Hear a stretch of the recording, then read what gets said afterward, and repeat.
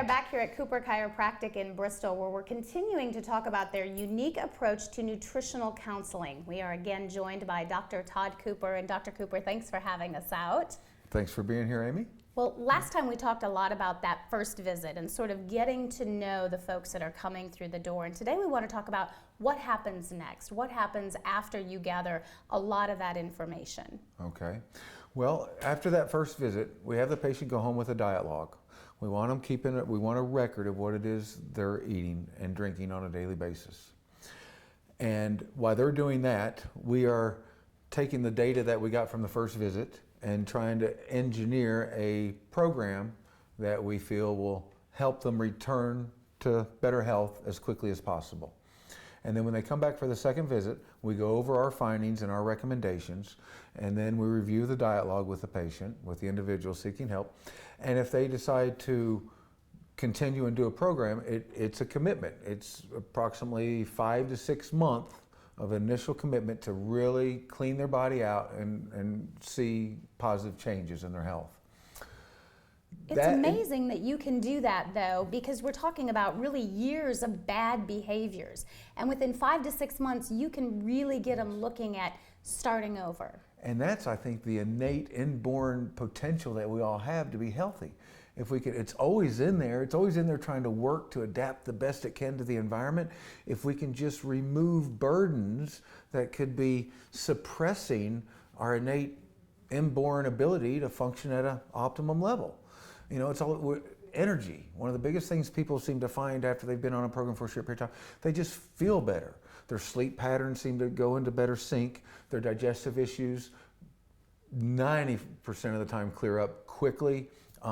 If you're eating a food that we find that you're sensitive to on a continual basis, there's just, the body can't do other repair. It's always trying to deal with this food substance that you're putting in the body that is taxing it, taking energy from the body to deal with that food rather than working on other things, like maybe some dysfunctional tissue going on in a kidney or some other organ. It's taxed by dealing with the food. But so it's usually once a week. So the patient will start out, we monitor them once a week, we test them, we make sure that what we're doing is the right program. We have them keep that diet log. It's crucial that they're writing down what they eat and what they drink, and then we do it on a gradual scale. Because let's say if someone is gluten sensitive, for instance, but they're totally addicted to bread. They got a bagel for breakfast, a sandwich for lunch, and pasta for dinner. You know, so whoa, you got to eliminate all that. Well, it's just too stressful. So people naturally, and me too, you just get frustrated and say, well, I can't do it, it's too much. So we try to work with them on a gradual scale. Maybe we could get rid of the pasta at night or change the bagel in the morning to something more nutritious. Because understand that when we're eating refined foods, it's really robbing nutrients from the body.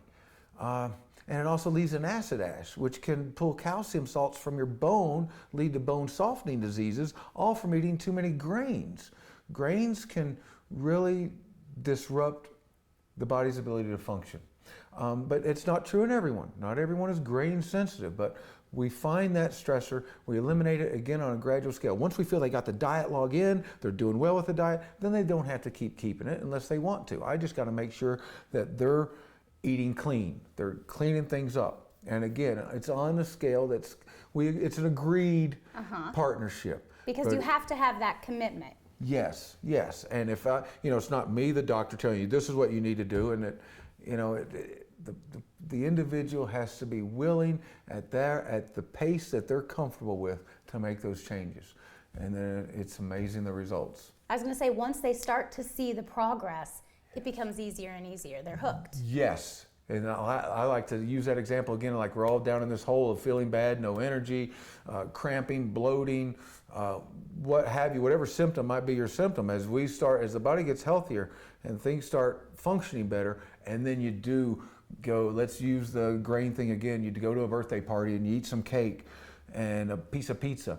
And the next day or a couple days, maybe even after that, your symptoms return and you feel bad.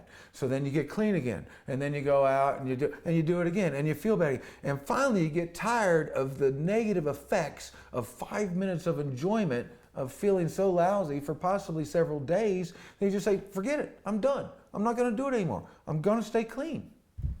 I love it. Sign do me too. up. And I love your energy, right? thank Everybody needs a good dose of that. Amen. We'll give everybody your website, brand new website. You can find all kinds of information about Cooper Chiropractic by checking it out, or you can call their office right here in Bristol. He'll be glad to meet with you.